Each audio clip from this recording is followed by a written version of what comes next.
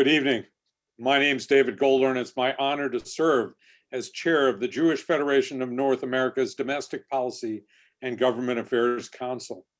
On behalf of JFNA and our partner, the Religious Action Center of Reform Judaism, I want to thank you tonight for joining our session, the 2020 Disability Rights Policy Agenda, an exciting part of our Jewish Disability Advocacy Month.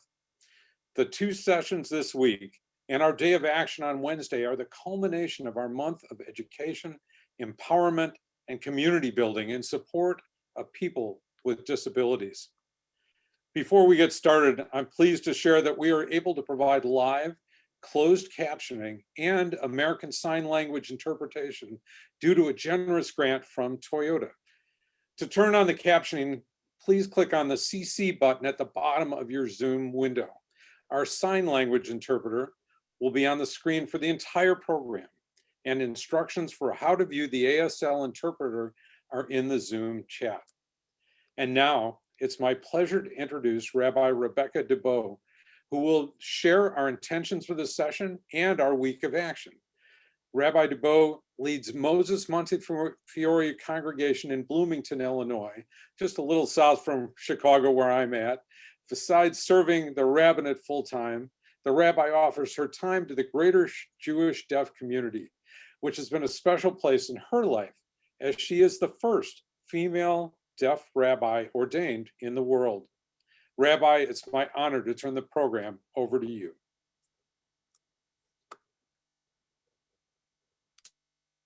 Thank you. Thank you. Good evening. As you know, I am honored to be here during this very important month, Jewish Disability Advocacy Month. And of course, on behalf of the Religious Action Center, I am grateful to offer some words of Torah as we continue to work and strengthen the important mission of the Disability Rights Policy Agenda. Structure and order is essential when building an inclusive society. Yet, at the same time, it is crucial that there is a full representation of the builders, those who live, breathe, and thrive within our communities. In this week's Torah portion, Parashat Truma, God gives instruction to Moses and to the people of Israel to build a Mishkan, a sacred place to hold the teachings of our Torah. Raji, the medieval French commentator on the Bible and Talmud, tells us that God taught and showed Moses at Mount Sinai the order in which to build the Mishkan. There were various steps and specific types of materials that were used in all parts of building this Mishkan. It was a full, detailed blueprint for us, the builders. To become a builder is an emotional, physical, and intensive process. It is the opportunity to dream, to create a vision, to ask real questions, such as, what will it look like? Who will this Mishkan serve? How will it best serve the users? Will it be accessible to all? Which architect will attend to all the details? Who will be the builders to finally fulfill our dream?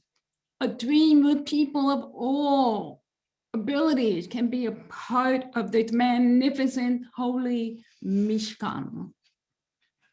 According to the Talmud, it tells us that God was the architect who held the blueprint to construct the Mishkan.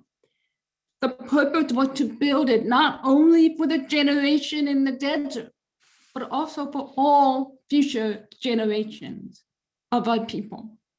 Indeed, we are God's partners. Therefore, it is our obligation, our responsibility as builders that our holy and everlasting Mishkan remains open on all four sides, so that anyone and everyone can be a part of the holy sanctuary. Ibn Ezra reminds us that it requires a Chokmah Lev, one with a wise heart, not mind, but heart, who will be the builders of the Mishkan. The wise-hearted knew they could not do it themselves and recognized that they needed the support of the community. In order to envision and build an inclusive Mishkan, we must rely on the support and listen to every single person, including people like me who have disabilities. The greatest obstacle is when others assume they know what is best for us. When that happens, their minds, their intellect takes over instead of following their hearts and listening to others. This approach weakens the community and leaves many of my friends behind. Fortunately, throughout the year, the advocacy for the disability rights policy agenda, along with civil rights, continue to be strengthened by those who are here with us tonight. And we must continue to go forward as our work is not done. A famous Hasidic rabbi said once, "Why does the Torah say, build a sanctuary for me, and I will dwell in them," them in reference to plural? Wouldn't it be more correct to say, build a sanctuary and I will dwell in it, singular? The answer is to teach us that God desires a sanctuary in each one of us. And that is why we must continue as builders to create a better world filled with holiness that embraces all people, including my friends. We must build this inclusive Mishkan in the plural sense, not in the singular sense.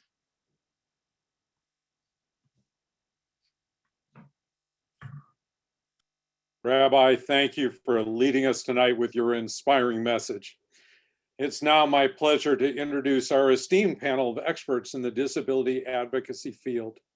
They're joining us tonight to report on the state of disability rights policy. Our moderator is Valerie Williams, Director of Government Relations for the National Association of State Directors of Special Education. Valerie has long been a champion of disability policy and civil rights, and prior to her current role, gained significant experience working in the Senate and for federal agencies. She is one of the most respected voices in the disability field. Valerie is joined by two guests, Donna Meltzer, CEO of the National Association of Developmental Disabilities Councils, which works within state governments to promote independence, productivity, and integration of people with disabilities. Previously, she was the Senior Director of Government Relations for the Epilepsy Foundation. And we also welcome Kurt Decker, Executive Director of the National Disability Rights Network, the nation's largest non-governmental enforcer of disability rights, where he has served since its inception. Both Donna and Kurt have spent decades in the field of disability policy and have been instrumental in the passage of crucial legislation. So Valerie, I turn the virtual stage over to you. Thank you very much. I greatly appreciate it. So our time is short. We want to jump right into it and get going. The last 4 years have been very interesting in our line of work in terms of our political history for our nation. Combine this with the impact of COVID, and it has created truly a new sense of urgency to address the inequities that we always knew were there, but have become magnified in the last year. We can honestly no longer wait to address these critical issues. Now is the time. A year ago, some of the disability things that we were discussing, we aren't discussing today. We have had to pivot, remain very adaptable, very flexible. In education, for example, last year we were discussing privatization of the public school system. We were discussing vouchers. We were discussing efforts that we saw to possibly roll back inclusion for students with disabilities. And today we're talking about how to safely provide a free and appropriate public education, regardless of the format, whether it is in person, hybrid, or virtual. So things have dramatically changed. Additionally, we've had a new administration come in. So in addition to fighting COVID on one front, we're also sharing all of our priorities with the new administration, hoping to gain ground and make great strides for people with disabilities broadly, whether they are students, young adults, or the aging. So in terms of the education space, what we are gravely concerned about for students with disabilities is federal funding to reopen schools safely, a comprehensive plan to address the shortages of educators and instructional support personnel, which was always present, but has become exacerbated by COVID, and just a true overall federal investment in what needs to be done moving forward, whether it's infrastructure, whether it's personnel, things of that nature. And we are always advocating for fully funding the Individuals with Disabilities Education Act. So what we're going to be discussing in the short time that we have is what's at stake for people with disabilities, and what are the opportunities going forward for success. So I want to just turn to the panel, our esteemed panel here, and kick it off with a question. We know that disability cuts across all issue areas, whether it's education, transportation, housing, employment, rights, a myriad of issues. So share with our viewers, please, what priorities your organization has relayed to what was previously the Biden transition team and now the agencies in the administration, and why now is the time to address those things. So Donna, I'll start off with you, and then Kurt, you can jump in. Sure, thanks so much, Valerie, and thank you all for having me here this evening and to be part of this panel. Valerie, you know, you started off saying some words that I think were very, very important. There have been inequities for decades, if not longer. And this incredibly difficult and traumatic year of dealing with COVID-19 has really shined a spotlight on so many of those inequities. I think one of them that we are very aware of right now, and that my organization, I know Kurt's organization as well, will really be taking up this year, is around fair pay. Raising the minimum wage is critically important as we are looking to lift people out of poverty. And we know that so many people with disabilities live in poverty situations. Being able to earn more than $7.25 an hour is critical in that. And when you compound that with the fact that we are still in COVID, hopefully at some point in the next 6 to 8 months, we'll be kind of coming out on the other side of this pandemic. But many people with disabilities who did manage to have jobs pre-pandemic probably no longer have those jobs. And so being able to come out and earn more money will be critical. The other piece to that whole economic thing with jobs is about ending what we call 14C. And if you're not familiar with 14C, what that's about is 14C is actually a reference to a particular type of certificate that a business can have that allows that business to pay people with disabilities below sub-minimum wage or below minimum wage, a sub-minimum wage. For nearly 100 years that has existed, and we have been fighting to get rid of 14C. I think there's an opportunity now. The disability community is coming together now to address that issue, and I think the timing could not be more perfect to really take up this action. And that's one of the things I hope folks who will be advocating this week and beyond will be able to talk about, that importance of a minimum wage. Fair work for fair pay for fair work. Just because you have a disability does not mean that you're not doing the same hard work. You should be paid the same wage. Well, I couldn't agree more with my colleague Donna. We do think there'll be a chance to overturn 14C. actually maybe even the COVID relief bill, there's some language in there. And we still, my organization, of course, we still have to deal with the real threats to health care discrimination in COVID. We're worried about people not being able to get access to PPE, access to vaccines, rationing of care. And so that's something we have to be very vigilant on. But as Donna said, we really have to look to the future and make sure that people with disabilities continue to come into the community and live full lives and be members of our society. And so we're continuing to look at the enforcement of the home and community-based waiver programs that will hopefully over the next several years close down those large congregate facilities that still exist in this country 60 years later, but make sure that when we move people into the community, they're in safe, good, quality places. And that as a result, we have to make sure there's good housing, that there's transportation services. We don't want to move people into the community and have them isolated. We want them to be really integrated into the full life of American society. So that means almost every aspect has to be looked at to make sure that we enforce the very strong civil rights statutes for people with disabilities that we have on the books.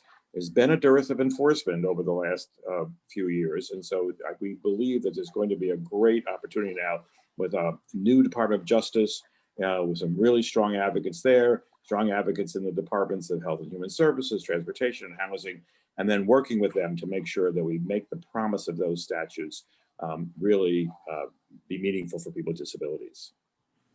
Thank you. Kurt, actually, you brought up COVID. So since you opened that door, and we are all at home for that very reason, because we are still enduring this pandemic, let's talk about COVID for a second. We know there are already health disparities pre-COVID where people with disabilities are concerned. And now we find ourselves trying to navigate these new systems, access vaccines that are in short supply. We've had reports previously of medical rationing, a whole host of issues that COVID has brought to the center stage. Is there anything either COVID specific or maybe a ripple effect from COVID that the two of you would like to elaborate on? And I'll go back to you first, Donna. Well, I'll jump in to say, I do think, we made a mistake in terms of our public relations. We talked about COVID as affecting the elderly and people with underlying conditions. We should have said from day one, it was the elderly and people with disabilities, because they are the ones that are being impacted so dramatically. And as a result and we have to be clear of the intersectionality of making sure that we realize that this has had a disparate effect on Black and Brown communities, but also people with disabilities who happen to be the same people. And so we are, I think, making some progress. We've turned back some really bad rationing statutes and policies in states. We have been able to get PPE. We discovered, for example, that local health departments thought about nursing homes, but not about group homes where people with severe disabilities were living. And now, of course, we're fighting very hard to make sure that those people get access to vaccines as well. So Valerie, we've been at NACDD very focused on COVID all year. As Kurt said, it's something that has been impacting all kinds of people, in so many ways.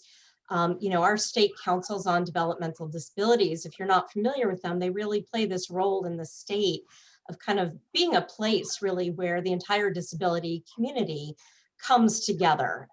In days when we're in person, I like to say we meet at a table. Now it's a virtual table, but our councils have been working since the beginning of pandemic to address a number of really critical needs that we had to jump in on at the very beginning. It was all about accessible information, making sure that people with all kinds of disabilities understood, what is this thing called COVID-19?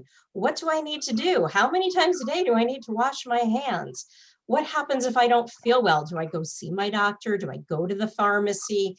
So we jumped in with that. And then our states had to really begin addressing issues around PPE, the personal protective equipment, because what we knew is that a lot of people did not have this in their home. We know that there's a lot of people with disabilities who rely on caregivers who come into their homes every day and needed to be safe. Family members who now might be stepping in to play that role of caregiver if their traditional caregiver couldn't be coming anymore. but people needed access to masks and gloves and all kinds of PPE. Our councils were out there securing it and delivering it and really trying to distribute all of this information out there.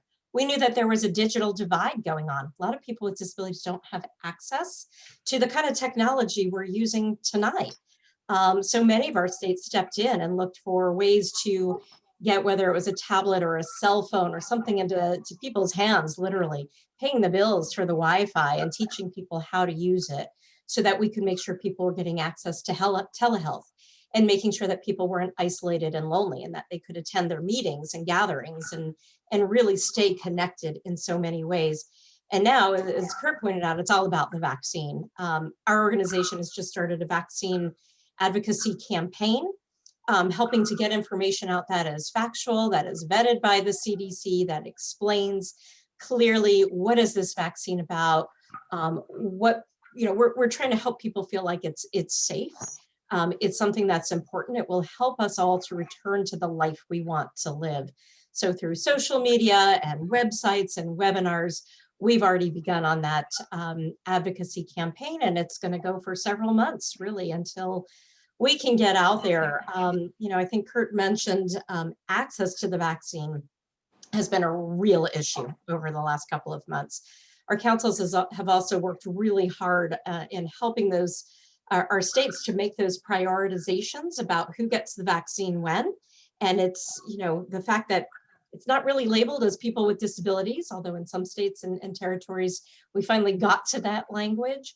And now we have more access for people to get the vaccine, but there isn't necessarily vaccine there ready to get into people's arms. So we're working on all of those issues to up the distribution, to up the understanding, and really get not just people with disabilities to say yes to the vaccine, but their family members and their caregivers as well. The sooner everybody can get that vaccine, the sooner we can all be out living the life that we want to live. I would just add that my programs, of course, are the folks that go out to these facilities to investigate abuse and neglect in a variety of congregate facilities, and we have not been able to go. And so we've had to develop some pretty unique virtual monitoring techniques to make sure that people are protected in whatever facility they're in. And so it's been a real challenge to make sure that we don't fall back on really making sure these places are safe. And so that's been a sort of a secondary impact of COVID, about not allowing us to do our basic abuse and neglect investigations. Honestly, there's just so much work to be done.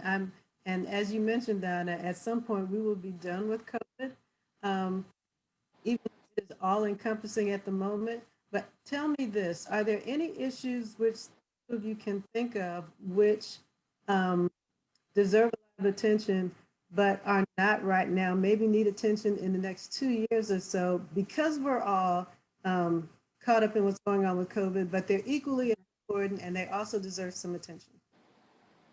Well, I think that certainly something that, my organization and Kurt's organization, because we work very closely together, we're like sister programs under the same statute. We focus a lot, particularly this time of year, on funding through the appropriations process. So it's not just funding for our own network programs, but it's also the Individuals with Disabilities Education Act. It's all kinds of, higher ed programs. It is employment programs, it's healthcare programs. So I think that, to say that it's only all about COVID isn't, right now it kind of feels like everything's about COVID, but we do know we have to keep moving forward while we are, we're trying to keep a lot of balls in the air right now. So while we're looking at this COVID relief package, which is critically important for helping, teachers to get back to work, parents to get back to work, kids to get back to school, communities to be able to function, people with disabilities to get back into society, we really need to also make sure that all of those other programs that each year at this time are busy securing the funding so that they can do the things that they need to do are not overlooked. Well, I certainly agree with that. I mean, COVID's certainly critical, but we have to think about life after COVID and make sure that we do not forget about some of the progress we've made. I think we've learned a lesson. Many in the disability community for decades have argued that congregative settings were not a good place for people with disabilities to be warehoused and ignored and left out of society. And unfortunately, we've had a very real example of how dangerous, frankly, those places can be when they have not been able to address this particular pandemic. But this is something we've known for years, that people don't thrive and do well in those kinds of places. And so we've got to continue this fight to bring people into the community, as I said earlier, and to save quality places and build the supports for them. And we have those tools through the home and community-based waivers and additional kinds of the Olmstead decision under the ADA, which really says, if you're not familiar with that, it says that segregation of people with disabilities is discrimination. And so we have to continue, again, with our partners at the Department of Justice, make sure that the promise of Olmstead decision really is real for people and move forward once we get past this current Valerie, serious situation. If I can just add to what Kurt said, I think we're in a pivotal moment here.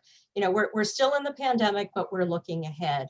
We know what problems we need to solve. And what we are hearing from self-advocates, people with lived experience with disabilities is, I think the buzzword is hybrid. When we come out of pandemic, we need a hybrid approach. We need to be thinking about that now. And what will all of those supports and services look like? Where will people want to live? As Kurt said, we know congregate settings are not safe. It's not the best place to be. We know schools are issues and transportation is an issue and housing is an issue. So we're really trying to work as quickly as we can to address each of these aspects of human life and where people spend their time and what they want to do. But really look at what are some of those silver linings, the good things that COVID brought us, like all of this connection through technology, and to be able to look at how will we function into the future? How will we shift some meetings to be available online and virtually for those who need that, and in person for others? And as Kurt mentioned, we're working with a lot of the waivers for folks who are on a waiver to live in the community. If we can get more technology built into waivers and other accessibility protocols changed, this will help us. One of the priorities for my organization, we've been working very hard on voting to make sure that people with disabilities can vote privately independent, not only because it's their right to vote, but because we want to make the case to policymakers that the disability community is a powerful voting bloc, and they really need to pay attention to that vote, and they may have to make sure that they are thinking about disability issues. And I hope when people are doing their lobbying day in the next couple of days, they remind these policymakers and politicians that every aspect of American life has a disability component to it. And so, making sure that they are aware that this is a very powerful voting bloc for people with disabilities, their families, their allies. And so pay attention, talk about disability issues when you're running for office and when you're actually out there making policy. Perfect, Kurt, because I'm going to squeeze in one more question. And I just want you two to tell me very briefly what you think our audience can do to make a difference and move the needle forward for advocating for disability rights right now. Well, I will just repeat what I said. Make sure that all policymakers you talk to understand the impact and the integration of disability policy. And secondly, what we have learned in our organization is you can pass wonderful federal civil rights legislation for people with disabilities, but if we're not on the ground, constantly vigilant, making sure that the promise of those statutes are really making it down to the individual, then we haven't really accomplished very much. That's a lovely law sitting on the books, but we have to make sure as a community, and all the people watching this session, I think, have a role in making sure that all of these things that we have passed at the federal level make it down into the daily lives of people with disabilities. I think taking time to advocate is critically important, and it doesn't take all that much time. I think advocacy is something that is open to people of any age, no matter how young you are or how old you are. I think the fact that we are all using this technology now can make it even easier.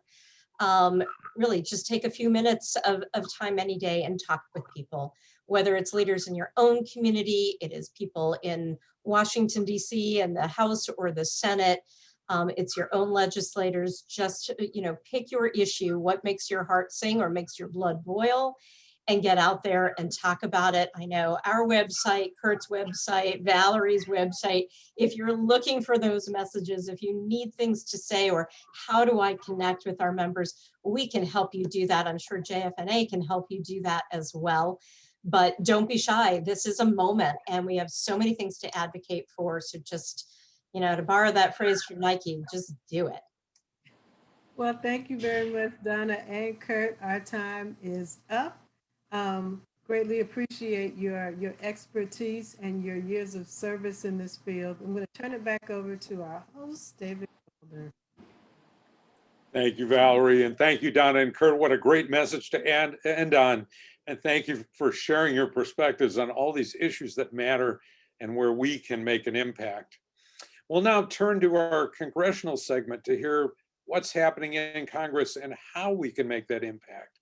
We'll first hear a discussion between Senator Bob Casey and Jan Harris, a client of Jewish Residential Services in Pittsburgh. Then Rabbi Jonah Pesner, Director of the Religious Action Center of Reform Judaism and Senior Vice President of the Union for Reform Judaism, will engage in conversation with Representative Brian Fitzpatrick. Senator Bob Casey is the senior senator from Pennsylvania, where he has served since 2006. He's a leader in the movement to support and empower those with disabilities, including introducing many bills throughout his tenure in Congress. Importantly, the Able Age Adjustment Act, one of our JDAM priorities.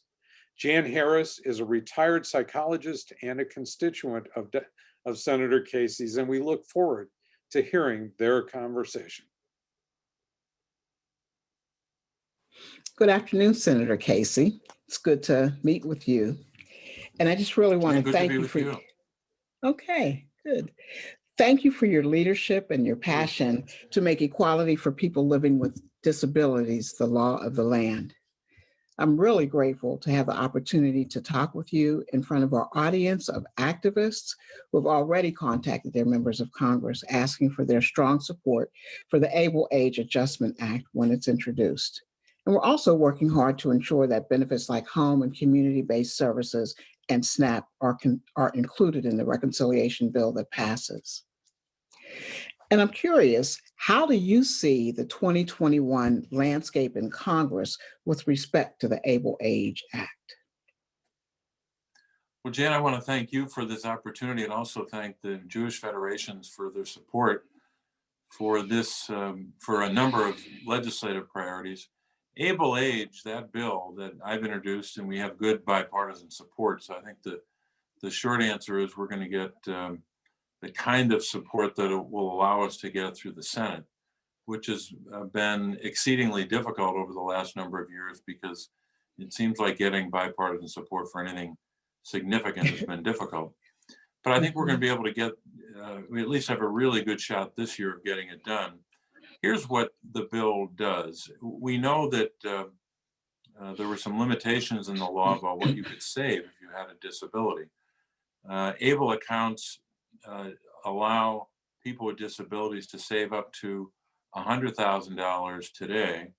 And also while they're saving, they can continue to receive their federal disability benefits. Prior to the original Able Act, a person with a disability couldn't have more than $2,000. It's hard to believe it was that low, $2,000 in assets and receive federal benefits.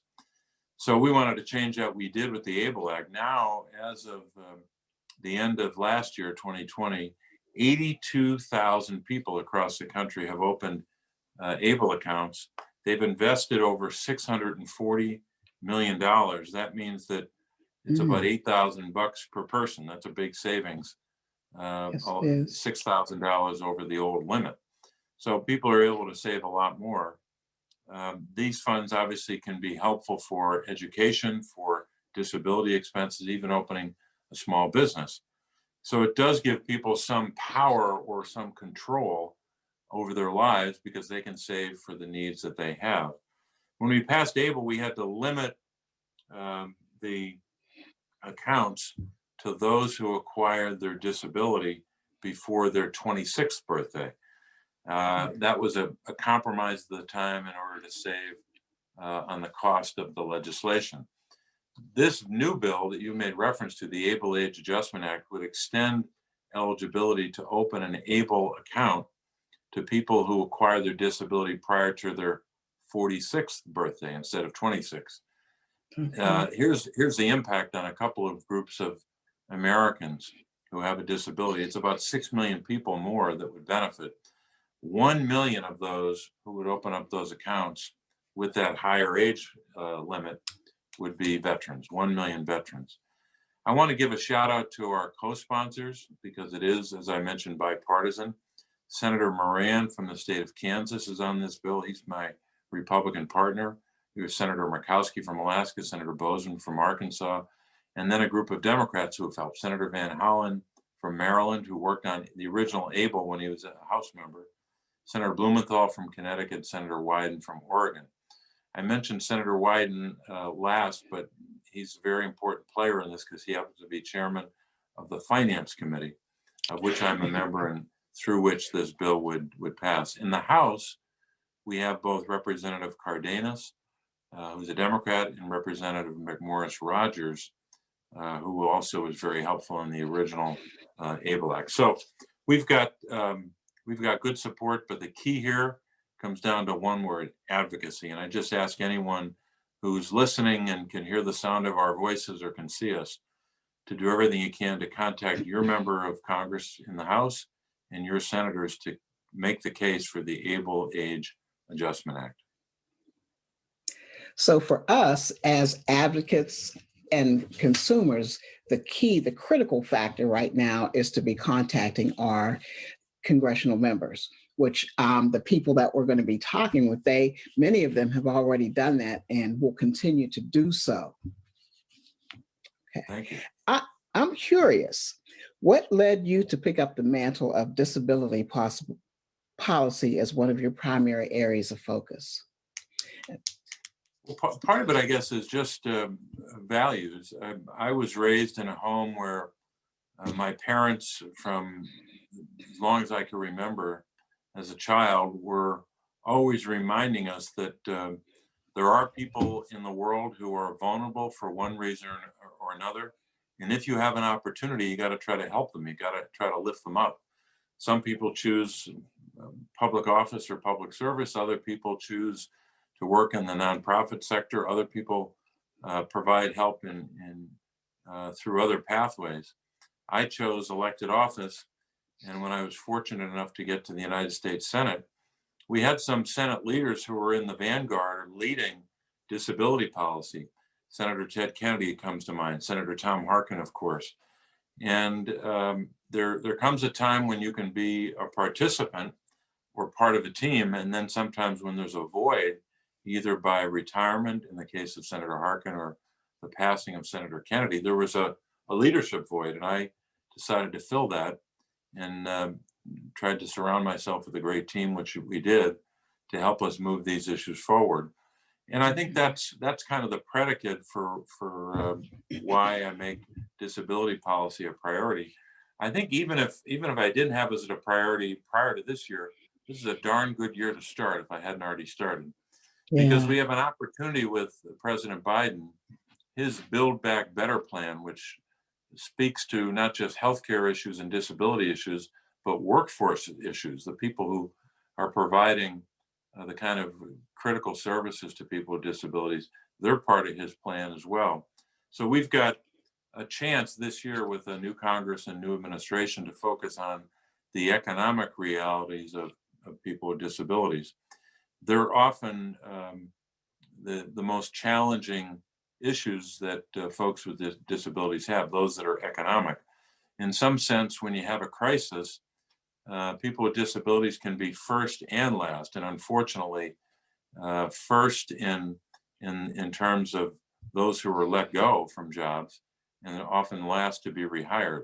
So we want to change that dynamic to get more people with disabilities employed, to get more people with disabilities into jobs that they can support a family on. We know that a lot of Americans with disabilities are literally on the front lines in this pandemic. We talk about frontline workers. Many of them, a high percentage of them, are people with disabilities. They're working in warehouses. They're working in grocery stores. They're putting themselves at risk throughout this pandemic, and we've got to make sure that we're standing up for them. Part of that, of course, is passing legislation like the Able Age Adjustment Act, but part of it as well is trying to do our best to provide more opportunity. I'll just give you two quick references. One is a bill that we've reintroduced, the Disability Employment Incentive Act. It'll provide tax breaks of up to $7,500 over a 2-year period for businesses that hire people with disabilities. The second bill, and I'll end with this, the Home and Community-Based Services Infrastructure Improvement Act, to assist states to both stabilize and expand their home and community-based services. One of the areas of significant advocacy that you're doing, and we're grateful for that advocacy, because we talk about those kinds of services, we want to focus on those who benefit, people with disabilities and seniors principally, but also the workforce that provides great services for both.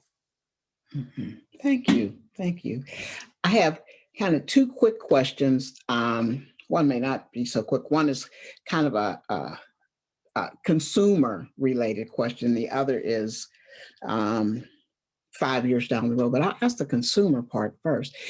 Do you have opportunity to meet with consumers? Do you have opportunity to meet with people who are disabled, in some form or fashion? Because I wonder, I'm concerned that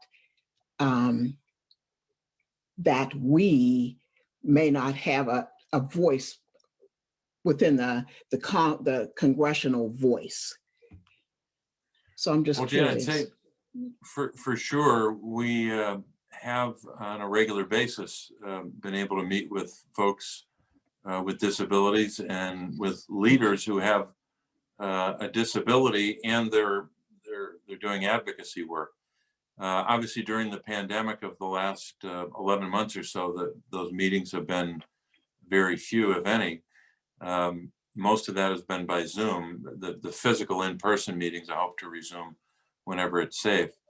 But those engagements not only inform us, but they inspire us. I mean, one of the most inspiring moments of my time in the United States Senate, I'm just beginning my 15th year, so I've been around a while. But one of the most inspiring moments was when we were fighting like hell, so to speak, to stop the repeal of the Affordable Care Act. The disability community, in my judgment, was the difference maker, the indispensable party without which we could not have pushed back and defeated that repeal effort.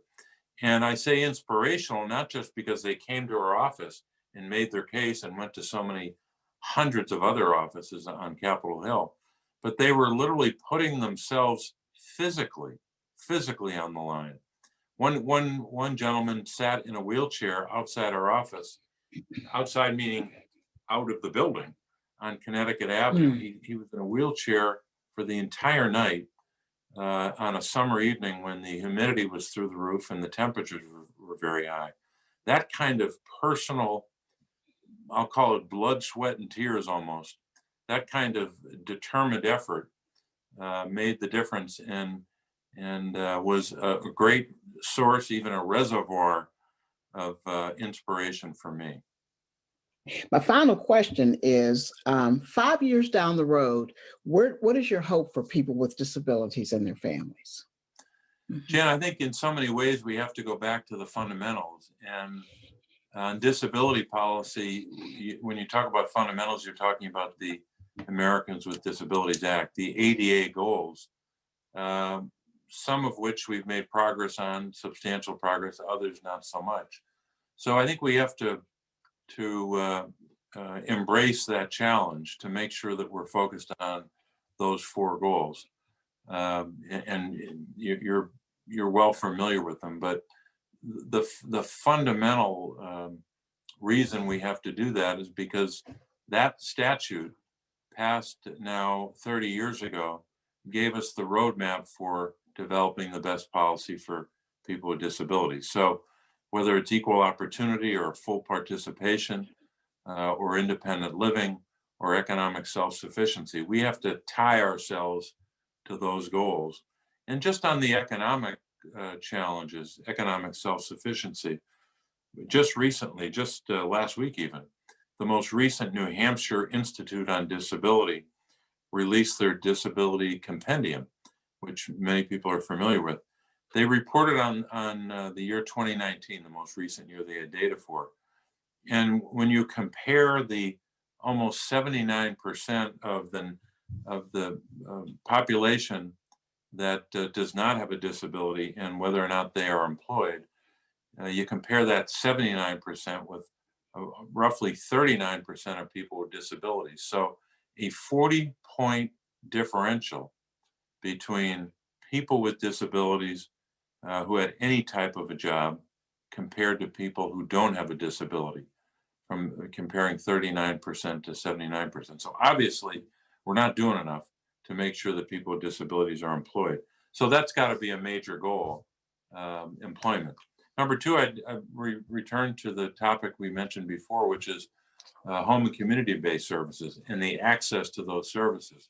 We got about, the latest number I've seen, about 800,000 Americans waiting on a waiting list for those services. We've got to make sure that we focus on those who need those services, as well as the workforce and others who provide care, whether they're the workforce providing home care, whether they're providing home health care, and family caregivers who shoulder a lot of the burden. Two other major issues, and I know we don't have time for more, but one is education. We've got to make sure that people with disabilities have access to quality education that's affordable. And that goes all the way through higher education as well. And the last one I'd say, and it could always be the first, of course, is access to healthcare, quality, affordable healthcare, which I think is a goal overall for so many Americans, but especially Americans with disabilities. So we got some work to do on the four goals, but that's what we hope to be doing in the next couple of years. And I have this job in the Senate for at least the next 4 years. I don't know what will happen after that, but at least got 4 more. Okay. I just want you to know that I appreciate our time together, our interview, our chat, and also what I want to say is for us as advocates and recipients of disability services, I think you know this, but know that we will not be silenced, and that our hope is that you will carry our individual and collective voices back to your congressional membership. I will, and it's an honor to be able to do that as a member of the Senate. Thanks, Jan. Thank you.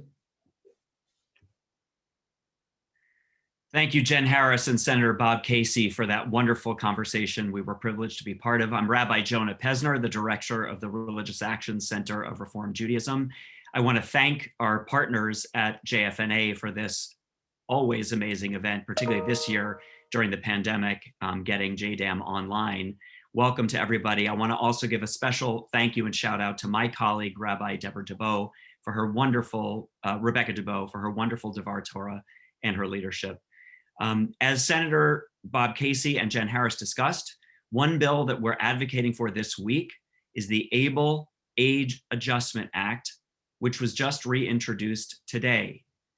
In the chat, you'll find the link to take action and tell members of Congress to support the Able Age Adjustment Act, S331, that's Senate Bill 331. And for those of you listening in, you can take action this week by visiting jewishtogether.org/JDAM. The ABLE Act, as it currently stands, continues to provide an important measure of financial security to people with disabilities, but anyone who acquires a disability after they turn 26 is ineligible to create an ABLE account. The bipartisan ABLE Age Adjustment Act would help fix this inequity by extending the age of disability acquisition to 46.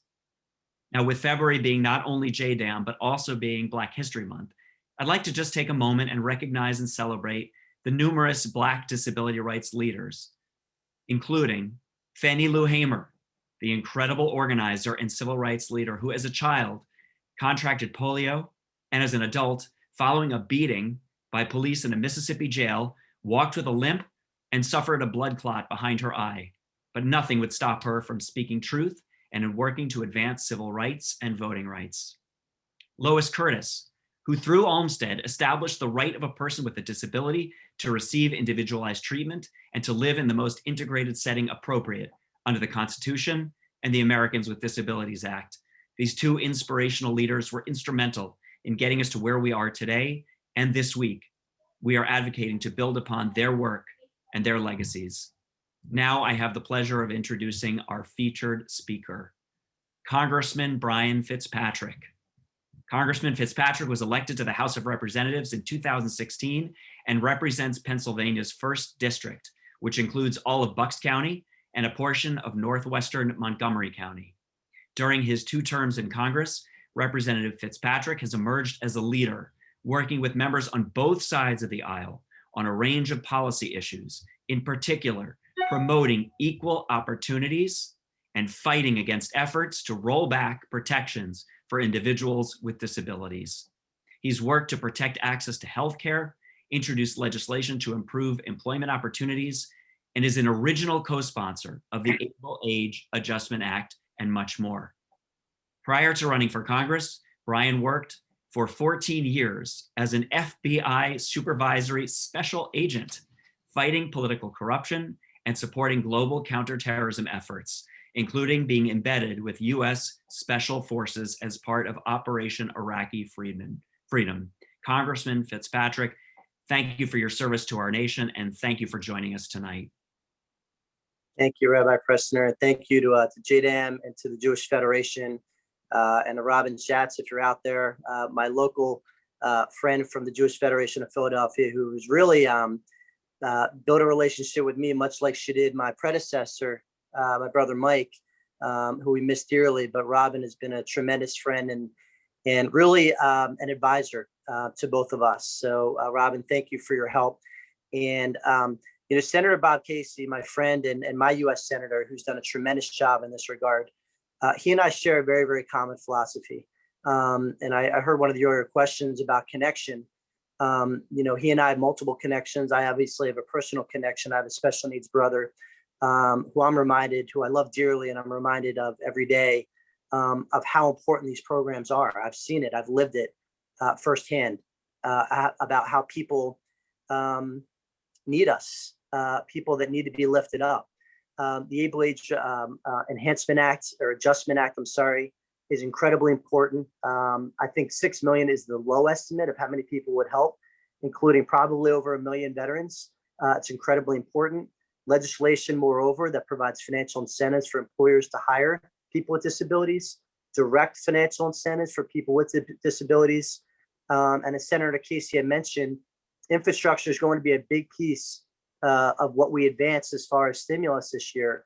And we always have to be cognizant with every single piece of infrastructure, and there are an awful lot of them, that we do so with our disability community in mind. We all come from different faiths, and we all respect each other's faiths. Myself and Bob Casey share a Roman Catholic faith. And one of the tenets of our religion is that what you do to the least of our people, you do to me. That was a very repeated saying by Jesus. And that's really what I think guides my life, it guides Senator Casey's life. And that's what binds us all together, regardless of what our faith is. You can really judge and assess the character of a human being by how they treat people most in need. That's the sign of a heart and a soul in a human being. And our policies have to reflect that. And it has to be a bipartisan push. And I'm glad to have me and Senator Casey on together. Even though we come from the same state and we're dear friends, our families are very close with each other. We happen to check different boxes on our voter registration form when we're 18, but we both share a love and passion for policy work that enhances the lives of people in our disabilities community. I am, in advancement of that, the vice chair of the Bipartisan Problem Solvers Caucus. There's a lot of caucuses in Congress that sort of run the gamut and run the continuum from right to left and left to right. There is one caucus that is completely bipartisan, equally bipartisan. It has a 1-to-1 ratio. If you want to join, you have to find someone from the opposite party to join with you. Every bill we advance is bipartisan in nature. We follow the basic tenet that you listen more than you lecture. You view diversity of thought as a strength to be harnessed, not a weakness to be criticized. You come to the center, just like every relationship in our lives. We come to the center, we build consensus, and we move forward. And I'm proud to announce that in addition to being an original co-sponsor on the ABLE Act, we are going to present this. I'm going to present this to our bipartisan Problem Solvers Caucus. And this is important because our caucus's endorsement is very significant. We represent 56 of the centrist bloc of members of Congress, 23 Democrats and 23 Republicans. And that's very, very significant because when you had that bipartisan push behind a cause that is good and just, like fighting for those with disabilities, it has instant credibility, unlike a lot of the other bills that are advanced in Congress. And I could think of no bill that we should be prouder to get behind than to help those that are most in need. I look very much forward to presenting it to our caucus. Our caucus rules are that if 75% of the overall caucus membership and 50% of each party's membership to that caucus agree to a piece of legislation, we agree to endorse it in its totality and have the totality of our caucus get behind it. That is a 56-member centrist bloc of members of Congress. That's very, very powerful. We are going to put our weight behind this bill and work day and night to not just get it across the finish line in the House, which we can and will, but make sure we have a strategy for the Senate and make sure we advocate that it be put at the tip top of the Biden agenda, which I have no doubt it will be, because I know President Biden cares tremendously about these issues as well. So I am very optimistic. And I want to just add to the advice that I heard in the exchange with Senator Casey. How can you best advocate? Number one, keep doing what you're doing. But I would say the most important thing, and I know that your organization does this tremendously well. Robin is Exhibit A of that in my district. Make sure that you have a strong, forceful advocate in all 435 congressional districts in this country. Build that personal relationship with that member of Congress and really build the relationship, not just with the member, but with their staff, with their legislative assistant, their legislative director, and really pressure them to get on as a co-sponsor, not just to support the bill, but to get on as a co-sponsor, because we have a new rule effective the last Congress, 116th Congress. It's called the 290 rule, that if we can get 290 co-sponsors on a bill, it automatically forces a full floor vote. It puts it on something called the consensus calendar, which is incredibly powerful. It's incredibly important. It now puts the power in the hands of the rank and file members, which is great. And our caucus, our bipartisan Problem Solvers Caucus, is going to do our part. But if each advocate in each of the 435 congressional districts can make that one ask of their member, and if you're having any trouble, I offer up my services. Provide me with a list of members who have not gotten back. I will find them on the floor of the House, and I'll do a little arm twisting myself to make sure that they co-sponsor this bill. There is not a more noble and honorable cause to get behind than the one that you and your organization have dedicated your lives to. So as a citizen of the United States, and as a brother of an amazing special needs human being, thank you for the work you do for my family and for all of us. Amen, amen, Congressman. I must say, I know I speak in all of our behalfs. Thank God for leaders like you in the Problem Solvers Caucus that are somehow cutting through the radical polarization that our framers did not have in mind. And I also want to say, as a religious leader who works with faith leaders across all lines, it is always good when the Jewish community hears the teaching of Matthew and the least of these. In our Jewish tradition, we often talk about the widow, the orphan, and the stranger, but thank you for framing your comments. Let me ask you a couple of questions. The hour is late, but you've been generous with your time. Can I do two questions before we say goodnight? Terrific. You're a mensch for being with us, Brian Fitzpatrick. In recent years, we've witnessed lots of attempts to enact significant cuts to Medicaid. The House passage of the ill-named ADA Education Reform Act during the 115th Congress, and the pandemic has disproportionately hurt people with disabilities and exposed the huge disparities in education, employment, food security, and healthcare. Do you believe that Congress is actually becoming less understanding of the needs of people with disabilities? Or do you think the pandemic is shifting your colleagues' thinking on these issues? Well, it's an open question as to how the pandemic has affected people's thinking on people with disabilities, because so much of the debate has been on other issues pertaining to the pandemic, whether it be vaccinations, whether it be the school situation, whether it be the economic impact, the Paycheck Protection Program. I do think, unfortunately, Rabbi, I'm the co-chair of the Addiction Task Force, which deals with opioid addiction. That problem has gotten progressively worse, and it's gone underneath the radar. It's something that I think people need to be refocused on. I also think that attending to the needs of people with disabilities needs to be brought back to the forefront on a conscious and a deliberate level and fashion. There's no doubt about it, because all the talk right now is vaccines, it's schools, it's physical health, and they're important issues for sure. But all these other important and critical issues, like serving our special needs community, people with disabilities, like helping people with mental health issues, with addiction issues, with substance use disorder, we can't forget about all those causes that we dedicated our lives to pre-COVID-19. And you're absolutely right about the wrongly named bill that I believe came up in the 115th Congress, which I voted against. Also voted against attempts to roll back Medicare and Medicaid in the ACA repeal attempts every single time it came up on the floor of the House. And also in the Farm Bill, the first attempt of the Farm Bill, which tried to roll back food stamps to people most in need. It's one of the things that Senator Casey and I have very, very much in common. That's why we respect each other so much. We grew up in families, both of us, that taught us that that is our responsibility as human beings, is to take care of those most in need. People are dealt oftentimes, a very difficult hand in life. And we have to make sure that they're lifted up. That's our responsibility for those of us that were born not in those tough circumstances. That is our calling in life, to make sure that they're taken care of. And it's our responsibility, our solemn responsibility. So with regard to bringing the issue of disability rights back to the forefront, I couldn't agree more, Rabbi.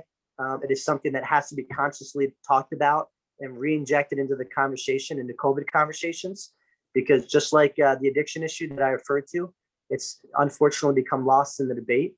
And we also have to reaffirm our commitment that Medicare, Medicaid, Social Security, these fundamental safety nets that exist for people in need have to remain and have to be strengthened. So let me ask you then one last question, Congressman. You've been so generous and really so smart on these issues. You clearly understand them, and you're not just a passionate moral voice, but you get the granular policy details. God willing, though today was a very dark day in our country, 500,000 dead. So we should pause and acknowledge the death that is disproportionately during this month of JDAM, Jewish Disability Awareness, but also Black History Month, disproportionately impacted people with disabilities, people of color. We will get through it, God willing. And then we'll want to have a long-term strategy to really have a sustainable long-term way to make sure that people with disability are centered in our country, that the direct frontline workers who work with people with disabilities are also protected. What's your long-term vision for the way to make our country more moral and just and sustainable, particularly for people with disabilities? Yes, I think the answer is that every single legislative item that we take up, at the core ought to be people with disabilities, and we should build the bills around it, whether that be tax reform, regulatory reform, immigration, prisoner reform, you name it. Every single issue that we deal with should have at its core consideration for a disabilities community, because every single issue impacts them. It's not just the legislative items that were raised here tonight, although they're incredibly important, no doubt. But there's not a single issue that I'm aware of that we take up that does not in some form or fashion have some nexus to the disabilities community. And I think that if we structure things around that, it will show the heart and compassion that our nation is supposed to have, should have every single day of the week, and that our representatives ought to be reflecting. We got to take care of our special needs community, our disabilities community. That is a sign of a country with a heart and a soul. And once we forget that, we lose our heart and our soul in our country. And I know we're never going to do that as long as you have good people in there that make sure that they engage with organizations like yourself who make this your fight every single day. Well, Congressman, as we come to a close, I want to share with you the Jewish holiday of Purim, which tells the story of Esther, the great hero who overcame Haman's hateful decree. And there's a wonderful line that I want to share with you to inspire you tonight when Mordecai comes to Esther and says, "Who knows, Esther, perhaps it was for such a time as this that God put you in this place so that you could save your people. So Congressman Fitzpatrick, perhaps is such a time as this that God placed you in the United States Congress to make the world better and to impact the lives of all people. Thank you for joining us. We appreciate your sharing your thoughts and your perspectives about disability rights and policy and where we can make progress in Congress. Thank you as well to everyone who joined us tonight. We hope that you will spread the word for our session tomorrow at 3 o'clock Eastern Time, when we'll focus on effective advocacy for inclusive policy. As we heard a little bit today, the drive for disability rights must be waged in coalition. So tomorrow we'll feature Allison Barkoff, Principal Deputy Administrator and Acting Administrator and Assistant Secretary for Aging Administration for Community Living, Senator Maggie Hassan, Representatives John Katko, Lisa Brunt Rochester, and Pete Sessions. Also, mark your calendar for a day of action on Wednesday, February 24th, when we will advocate for the Able Age Adjustment Act and for Congress to approve an emergency COVID relief package that includes targeted increases for SNAP, Medicaid, home and community-based services that will ensure the quality of life and access to much needed services for the disability community and for the duration of the pandemic. We have reached the milestone, tragically, of 500,000 Americans dead from COVID. As we learn in the Talmud, whoever saves a single life is considered to have saved the world. During this pandemic, we have lost far too many universes, family members, and friends. We must continue to fight for justice during this unprecedented moment. And so I close with the words taken from our tradition. May God bless you and keep you. May God shine upon you and be gracious to you.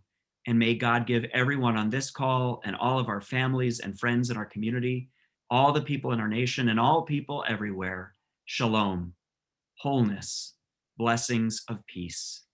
Erev Tov. Good evening.